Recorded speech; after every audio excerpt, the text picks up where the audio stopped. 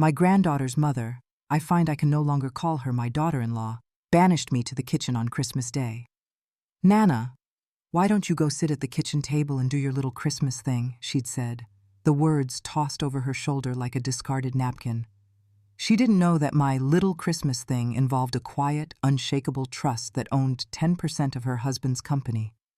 She didn't know that while they toasted with champagne in my living room, my lawyer was finalizing the sale of the very floorboards beneath their feet. They thought they were shelving an old woman. They had no idea they were about to be evicted by a ghost. Her name is Claire, and she said it without even turning her head. Her hands were full, balancing 2 wine glasses and a stack of gold-foiled napkins, but her voice sliced through the holiday hum like a cold wind slipping under a door. It wasn't just what she said, it was the practiced dismissiveness, the same tone one might use to tell a dog to get off the furniture. And just like that, in front of her perfectly coiffed friends and my own son, my role for the evening was made clear. It did not matter that this house used to be mine, or that every piece of crown molding, every paneled wall and gracefully curved archway still echoed with the fingerprints of my life with Arthur. It did not matter that the dining room, which they had closed off for VIP family only, still bore the faint, ghosting scent of the cinnamon pine cones I used to set out each December. Or that the thick evergreen garland winding down the banister had been hand-twisted by my late husband the year before his stroke took him from me. None of that mattered anymore. They had curated a new narrative for this house, for this holiday, and I no longer fit the picture. So I walked toward the kitchen, my hand clutching the soft, worn folds of my red wool coat tighter around my shoulders. It was the same coat Arthur gave me on our last Christmas together, its color as deep and enduring as my memory of his smile. It was the same coat Claire had unceremoniously labeled a fashion tragedy when she unpacked my boxes 2 months ago, after I'd finally acquiesced and moved back in with them. A decision I was beginning to understand was a catastrophic miscalculation. The kitchen had no centerpiece, no garland, no music. There was just the dim utilitarian light from a bulb overhead, a scratched linoleum floor that was scheduled for demolition, and the insistent ticking of a wall clock that sounded far too loud in the sudden silence. I sat down at the old oak table, my table, the one where I had served 23 Thanksgiving turkeys and countless birthday cakes, and I listened. I listened to the laughter spilling out from the living room, a sound as bright and brittle as the crystal glasses they were clinking. I heard my son, Julian, clapping a friend on the shoulder, his voice booming with a confidence he'd never had until recently. I heard the soft, curated jazz echoing under the weight of the grand chandelier I had personally dusted every year since 1976. A part of me wanted to cry. The part that still believed Christmas was a sacred, fragile thing. The part that remembered when family was a verb, an action, something more than a display for social media. But I did not cry. I straightened my back against the hard wooden chair, folded my hands on the cool surface of the table, and stared ahead at the stovetop where nothing was cooking for me. Because silence, I have learned, is not weakness. It is an observation deck. It is the quiet, patient space where memory waits for the world to finally catch up. From my vantage point in the kitchen, I could see fragments of the party, like scenes from a play in which I was no longer cast. I could see Claire's mother sipping from a crystal flute, wearing the velvet scarf I had given her 2 Christmases ago. It had been re-gifted, apparently, and now served as a prop in her holiday glamour. Julian was leaning against the fireplace mantel, one arm draped casually over the hand-carved wood, as if he had built it himself. He was laughing, too loudly, at a story his father-in-law was telling about a real estate deal in Westport. And my granddaughter, Sophie, was curled on the couch with Claire's niece, their heads pressed together like sisters, their faces illuminated by the glow of their phones. No one looked toward the kitchen. No one wondered if I needed a refill on my water, a plate of the catered hors d'oeuvres, or simply a seat with some company. I had become something less than background noise. I had become furniture. Stationary, silent, and easily ignored. Last year, they had at least invited me to read the nativity passage from the old family Bible. This year, they had handed me a paper plate before the guests arrived and pointed me toward a folding chair they'd set up by the pantry. "Keep Nana in the kitchen," Claire had said to Julian earlier in the week, in a conspiratorial whisper she thought I couldn't hear. She'll feel important, like she's helping. But I wasn't helping. I was being shelved. When I had arrived that morning, I brought a large, festive tin of German spice cookies, my husband's favorite recipe, passed down from my mother. I had spent 3 hours on them, rolling each one by hand, pressing the edges with the tines of a fork just so. When Claire opened the tin, she looked at them the way a supermodel might look at a cheap polyester sweater. "Oh, these are cute," she said, her smile not reaching her eyes. "But we have caterers, Eleanor." "Maybe just put them in the back so they don't confuse the display." So I did. I put them in the back. I watched her dump the intricately decorated cookies into a Tupperware container and shove them onto a low shelf beneath the counter, not even bothering with the refrigerator. I wish I could say that was the hardest part of the day. It wasn't. The hardest part was watching my own son, my Julian, nod along in agreement. Julian used to stand on a stool in this very kitchen to help me stir the dough for those same cookies. When he was 7, he cried for an hour because the dog ate the last batch. When he was 12, he made me promise I would one day show his wife how to bake them, just like Nana.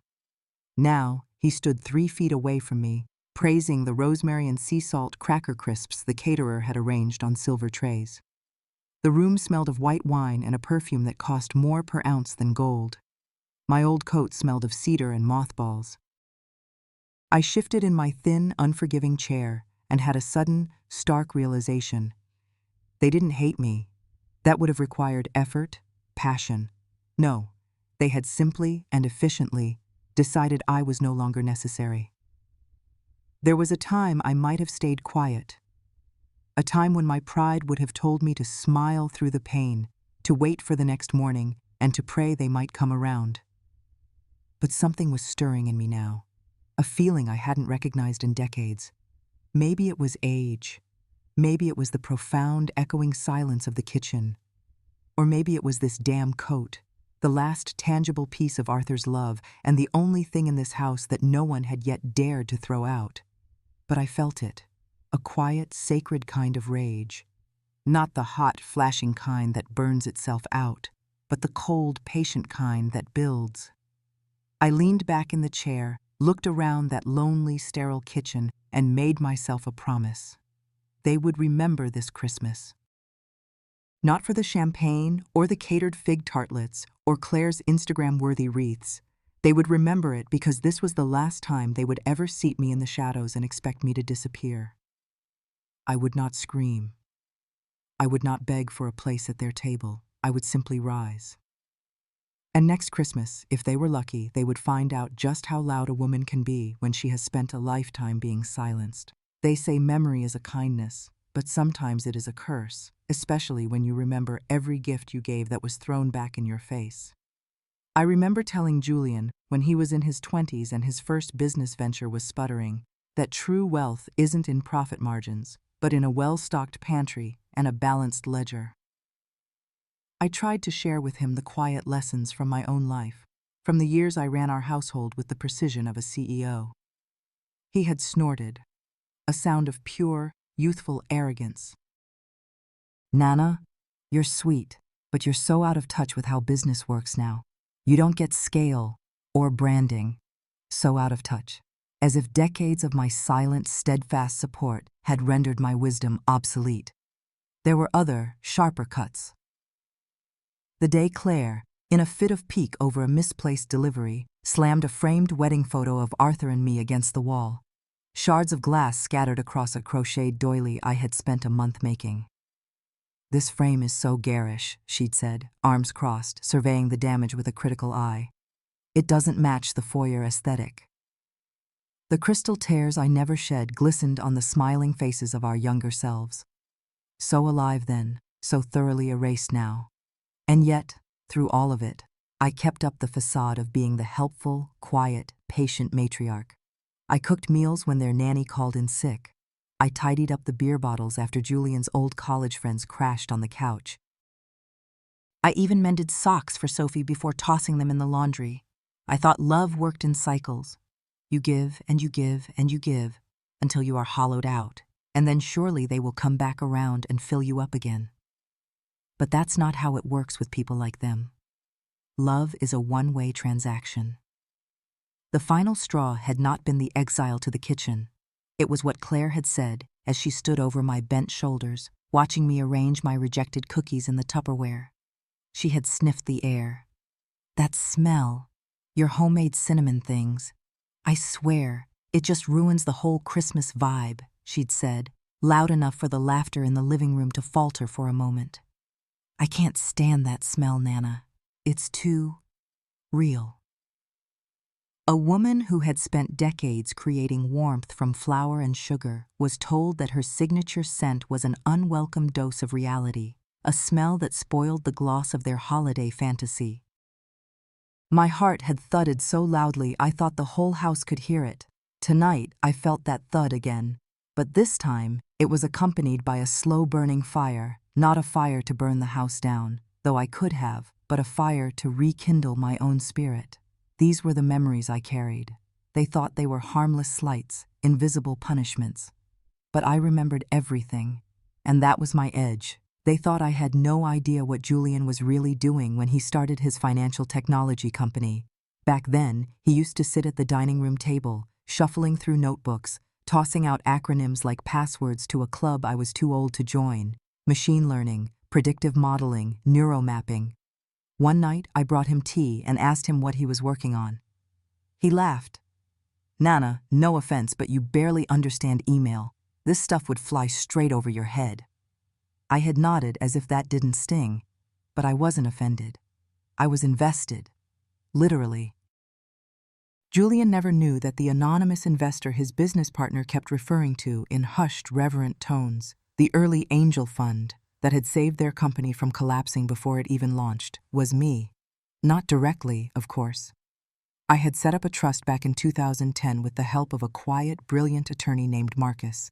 It was originally meant to protect the house, but over time I had added a separate, discreet arm to it, a small investment pool for community technology advancement.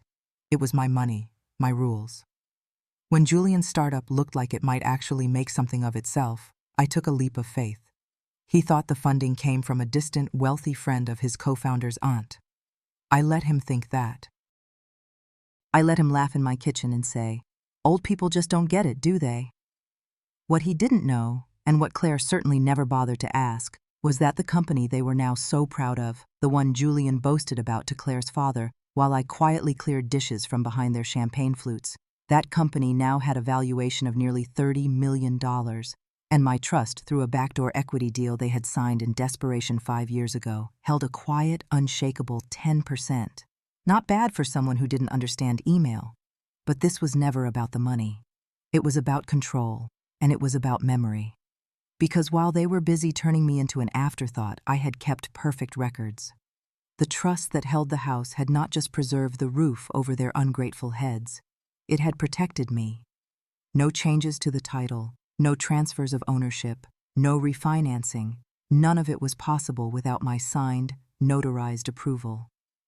And the best part, they had never once asked to see the documents because they simply assumed I was already legally irrelevant. Julian had even bragged last spring, "Claire's dad says we can probably remodel the whole first floor soon, might knock out the study for a wine room." And I had smiled, knowing he couldn't so much as swing a hammer on a load-bearing wall until I said so.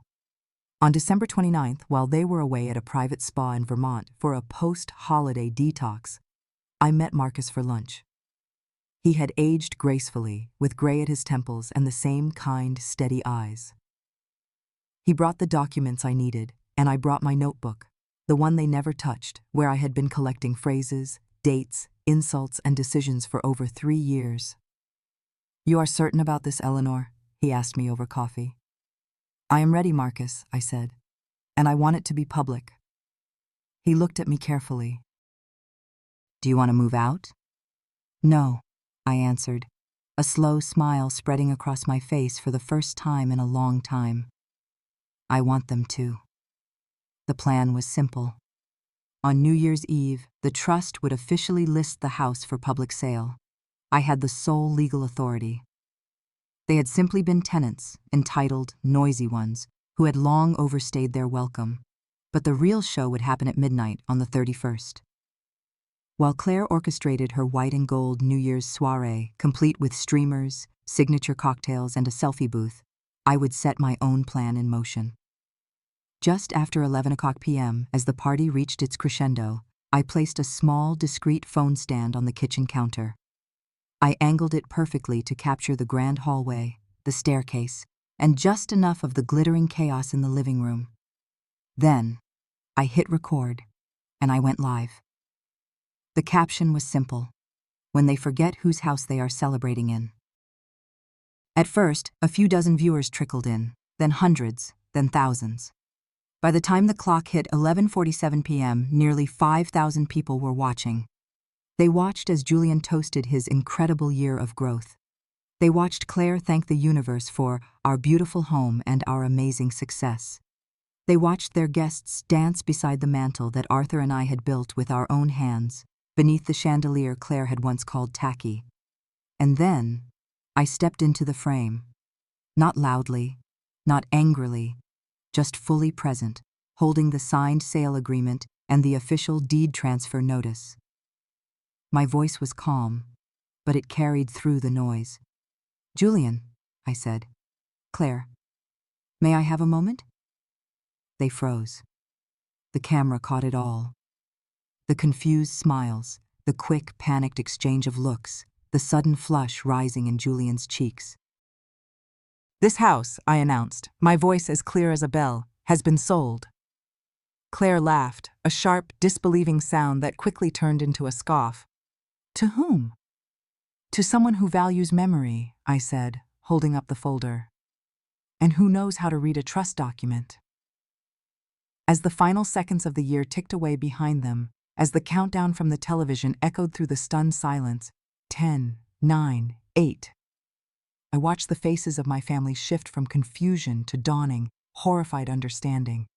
They had mistaken my silence for surrender, and I was there to remind them. I may bake cookies, I may wear old wool coats, but I never, ever forget what is mine. And now, neither would they. The countdown clock in the living room was drowned out by the sudden, deafening silence. The brassy notes of champagne flutes filling the air, the soft glow of golden lights. It all seemed to freeze, a perfect tableau of their curated life, now shattered by a single, quiet sentence. Julian stood in the center of the room, a smug grin still half-plastered on his face, his blazer shimmering under the spotlight. Claire, a cream-colored fur stole draped over her shoulders, her lips the color of winter berries, had just declared, "Here's to our most perfect year ever." I had been lingering by the kitchen doorway, a ghost at my own feast. My red coat, the one Arthur had picked out for me so many years ago, felt heavy with intention. I stepped forward, my sensible heels making no sound on the thick Persian rug. No one expected me. I was a glitch in their perfect, golden ambiance. I cleared my throat.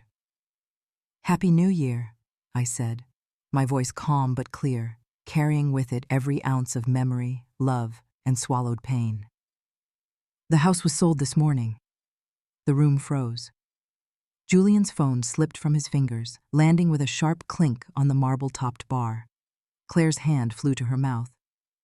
The jazz trio faltered mid-note. I let the silence do the work. A tall man in a charcoal suit stepped forward from the shadows. It was Marcus, my attorney, my old friend. He carried a manila folder embossed with a simple, elegant gold seal. All eyes turned to him as he opened it.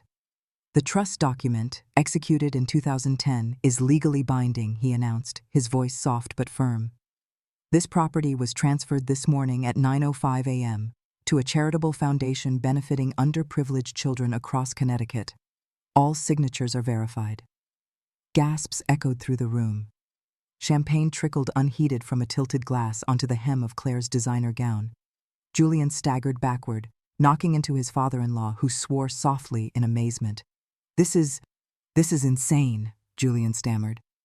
I looked at him, my son, and for the first time I felt not pain, but a strange, liberating pity. Marcus continued. "The signatories in 2010, under your late father's last wishes, override any subsequent claims without the express, notarized concurrence of Mrs. Eleanor Vance. He gave me a small, respectful nod. Claire's breath hitched. She tried to salvage the moment, to regain control of the narrative. "Nana," she began, her voice cracking, but no one moved to comfort her. I should have walked away then. But something urged me to speak, not with anger, but with the cool, hard power of certainty. "This house," I said, my voice resonating in the stillness, "was built with care. It was filled with holidays and homework and the memory of children learning to ride their bikes. It is no longer mine, but it is no longer yours either. It now belongs to those who need a home, not just a holiday backdrop." I turned my face to the crowd, to our old neighbors, to the children with sugar mustaches from the dessert table who were now looking at me with wide, unblinking eyes. Claire's eyes filled with tears, the reflection of the golden lights trembling in her pupils. She looked at her father, who placed a protective hand on her shoulder. She looked at Julian, who looked like a small boy who had just broken a priceless vase and was realizing the silence that followed was far more painful than the smash itself. I walked back toward the kitchen with Marcus by my side. They thought they were hosting the party of the year. Instead, it would be remembered as the night they were served an eviction notice in front of a live audience. By New Year's Day morning, the video had gone viral. Someone, one of Claire's own influencer friends, had clipped the moment I said, "The house was sold this morning," and posted it with the caption, "When Grandma flips the table, literally, it exploded." Local news outlets picked it up. One headline read, "Connecticut. Grandmother turns tables on ungrateful family, donates historic home to charity." The comment sections were a tidal wave. "You're my hero. I wish my grandma had fought back. This is the kind of justice that makes the world feel right again." The fallout was swift and brutal. Claire lost 2 major real estate listings within 48 hours. One client, a politician's wife, released a public statement. "If someone can treat her own family that way, I won't trust her with mine." Julian's fintech startup was flagged for an internal audit. An online sleuth had pointed out that the mysterious angel investor had been left out of certain public documents, and regulators took notice. The silence from them was now louder than their laughter had ever been. On January 3rd, I was invited to speak on a local morning show. I wore my red coat proudly. The host asked gently, "Was it hard to do?" "No," I said, looking straight into the camera. "What was hard was pretending I had been erased in my own home, selling it." "That was simple." She asked, "Do you hope they'll apologize?" I shook my head slowly. "I don't need them to love me. I need them to respect me. And I need other women like me to stop disappearing into the wallpaper of their children's success." That segment aired at 9 a.m. By noon, thousands of people had commented. One stood out. It was from a woman in South Carolina. Her words were simple. "Thank you. You saved me from my own silence." I sat with that message for a long time. In all the noise, I knew what mattered was not the scandal, but the shift. The real victory was not just reclaiming a house, but reclaiming the right to be heard. I renamed the house Hearthstone. Not a shelter, not a retirement facility, but a home for women like me. Women whose children had stopped calling, women who had once raised entire families but now ate dinner alone. The renovations were subtle. I kept the wooden dining table Arthur built. I left the floral wallpaper Claire called embarrassingly country. By February, Hearthstone welcomed its first residents. Clara, a retired teacher, and Eunice, a former librarian. They arrived with suitcases and disbelief, still carrying the weight of having been discarded. I greeted them not with pity, but with warmth. "Your room is upstairs," I told them. "The window faces the garden. Arthur always said morning light makes memories softer." On the last Sunday of each month, we began to hold memory suppers. The table was dressed in red cloth and mismatched plates that felt like home. We lit candles for those who could no longer speak. We passed bread with hands that had once comforted crying children, sewn buttons, and buried husbands. And we told our stories. After that first supper, I had a sign carved in warm oak and hung it above the entryway. There are no ghosts here, only memories worth honoring. In late March, a letter arrived. It was from Julian. I don't expect anything, it read. I know I was wrong, but if there's any part of you that still loves me, Nana, I'd be grateful for just a piece of your Christmas bread. Even a corner. There was no real apology, just hunger. I sat with the letter for a full day. Then I baked. Not a full loaf, just one single piece from an old recipe. I wrapped it in parchment and added a note. I don't ask for regret. I only hope you remember this feeling. May you never treat someone as disposable again. I didn't sign it with love. I signed it with my name. That was enough. That Christmas, they came. Claire, Julian, and Sophie. They sat at the big oak table with the women of Hearthstone. They passed the rolls. They listened to the stories. And for the first time in years, the silence in our family was not an absence, but a space for listening. Spring arrived at Hearthstone shyly, then all at once. The roses Arthur planted bloomed again. The house, once a battleground, had become a sanctuary. A filmmaker came, drawn by the viral story. She wanted to document the life within these walls. The film premiered at a local theater. It showed Clara's crooked smile, Eunice's triumphant laugh, and the quiet dignity of women who had refused to be forgotten. Afterwards, people lined up to thank me. A young woman, tears in her eyes, said, "You showed me that someone will still be there." On my 81st birthday, the women of Hearthstone surprised me with a party. They dressed the dining room with handmade linen and fresh flowers. They gave me cards with delicate script.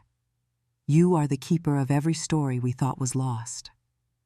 I stood in the doorway and watched them, candles flickering in their laughter, and I felt in that moment what it means to be truly seen. Later that evening, another letter from Claire arrived. I cannot unmake what I did, she wrote. But I see now how much you built. I'm sorry. May we bring Sophie for Christmas? I understand now. It's not about presents. It's about presence. There are days when I wake before dawn. The house is quiet, but for a kettle humming. I pad downstairs, light a single candle, and write in my journal. Not with regret, but with gratitude. They said I was a prop. Then I became the protagonist. They said I was forgotten. I became a haven. They thought the softest voices held no power. I prove them wrong every single day. So if you ever feel small, if the tables turn cold, come find us at Hearthstone. We keep the lights on. We keep the stories alive. Because the truest legacy isn't in the walls we build, but in the voices that echo long after we are gone. That is how we stay. That is how we rise.